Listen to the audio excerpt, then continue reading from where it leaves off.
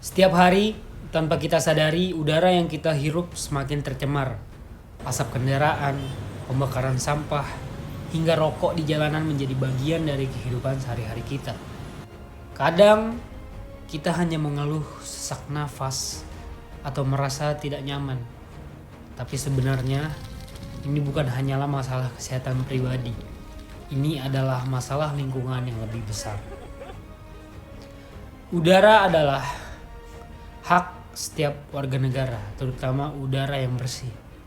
Dan di balik hak itu, ada tanggung jawab bersama untuk melindungi dan mengelola lingkungan hidup dengan lebih baik.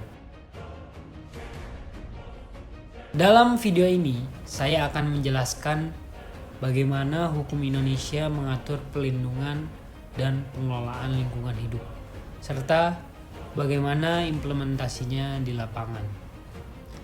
Kita akan melihat bagaimana regulasi nasional seperti Undang-Undang Nomor 32 Tahun 2009 dan Peraturan Pemerintah Nomor 22 Tahun 2021 yang memiliki peran penting dalam menjaga keseimbangan antara pembangunan dan kelestarian lingkungan. Undang-Undang Nomor 32 Tahun 2009 tentang perlindungan dan pengelolaan lingkungan hidup menjadi dasar hukum utama yang mengatur setiap upaya pelestarian sumber daya alam. Undang-undang ini mengedepankan 3 hal penting. Pertama, partisipasi masyarakat. Kedua, transparansi dalam pengelolaan. Dan yang ketiga, penegakan hukum terhadap pelanggaran. Melalui undang-undang ini, pemerintah menegaskan bahwa setiap kegiatan usaha wajib memperhatikan keseimbangan ekologi dan berkelanjutan. Tidak hanya perusahaan besar, tetapi juga masyarakat dan pemerintah daerah juga harus berperan aktif.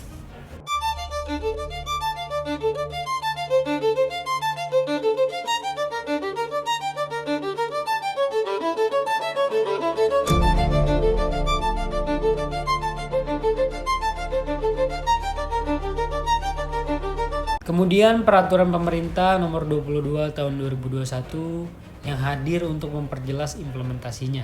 Salah satu fokusnya adalah analisis mengenai dampak lingkungan atau yang disingkat AMDAL. Setiap usaha atau proyek besar yang berpotensi merusak lingkungan hidup wajib memiliki dokumen AMDAL. Sementara usaha-usaha kecil harus memiliki dokumen seperti UKL dan UPL. Ini bertujuan agar setiap aktivitas ekonomi dapat dikontrol sejak awal sebelum menimbulkan kerusakan. Meski regulasi sudah lengkap, implementasinya masih menghadapi banyak kendala. Berdasarkan data Kementerian Lingkungan Hidup dan Kehutanan tahun 2022, terdapat lebih dari 1.500 kasus pelanggaran lingkungan, namun hanya sekitar 30% yang benar-benar diproses hukum. Hambatan terbesar datang dari kurangnya sumber daya aparat, praktik korupsi, dan konflik kepentingan antara penegak hukum dan kepentingan ekonomi, seperti industri tambang dan perkebunan sawit. Limbah, pencemaran air hingga pencemaran udara. Dari kasus ini ada beberapa kasus pabrik-pabrik lain sedang kami dalami.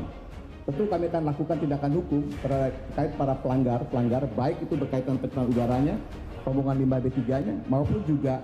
Salah satu langkah positif pemerintah adalah membentuk Badan Restorasi Gambut pada tahun 2016. Program ini fokus memulihkan lahan gambut di 7 provinsi prioritas yang rusak parah akibat pembakaran melalui metode pembasahan ulang lahan, revegetasi, dan rehabilitasi kanal.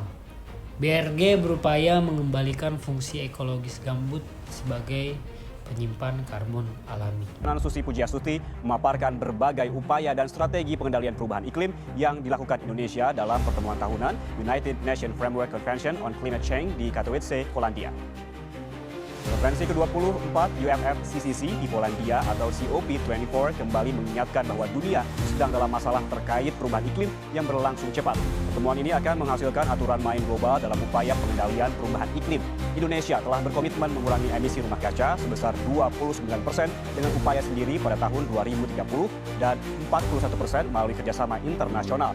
Delegasi Indonesia yang salah satunya diwakili oleh Menteri Kelautan dan Perikanan Susi Pujiastuti menyampaikan dampak perubahan iklim global yang dialami Indonesia dan strategi untuk pengandalian. Di tingkat global, Indonesia juga berkomitmen terhadap perlindungan lingkungan melalui berbagai perjanjian internasional.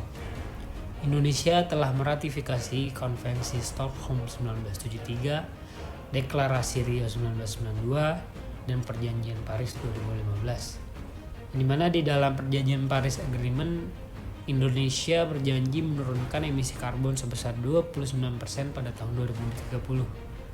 Dan hingga 41% dengan dukungan kerjasama internasional. Namun, target ini tidak mudah dicapai. Diperlukan sinergi yang kuat antara kebijakan nasional, pelaku industri, dan masyarakat agar komitmen tersebut tidak berhenti di atas kertas.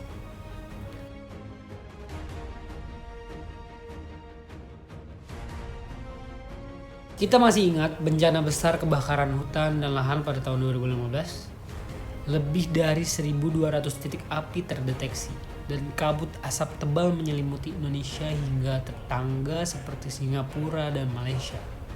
Akibatnya, ratusan ribu orang menderita infeksi saluran pernafasan akut dan mengalami kerugian ekonomi mencapai triliunan rupiah. Padahal pembakaran terbuka jelas dilarang oleh Undang-Undang Nomor 32 Tahun 2009.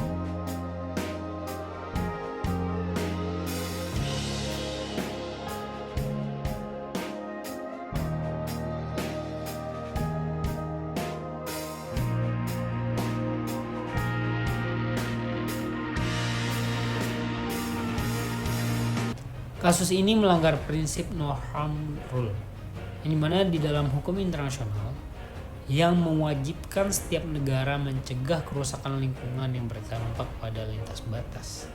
Dari semua regulasi dan komitmen internasional yang telah ada, jelas bahwa Indonesia memiliki dasar hukum yang kuat, namun hukum tidak akan berarti tanpa penegakan yang tegas, transparansi, dan partisipasi masyarakat. Kita sebagai generasi muda, mahasiswa, dan calon penegak hukum memiliki peran penting untuk mengawasi dan memperjuangkan keadilan lingkungan. Karena pada akhirnya bumi itu bukan warisan dari orang tua kita, tetapi titipan untuk generasi mendatang. Mari bersama menjaga, memperbaiki, dan melindungi lingkungan demi masa depan yang berkelanjutan. Saya Rendika Purnama, izin pamit, kurang lebih mohon maaf. Assalamualaikum warahmatullahi wabarakatuh.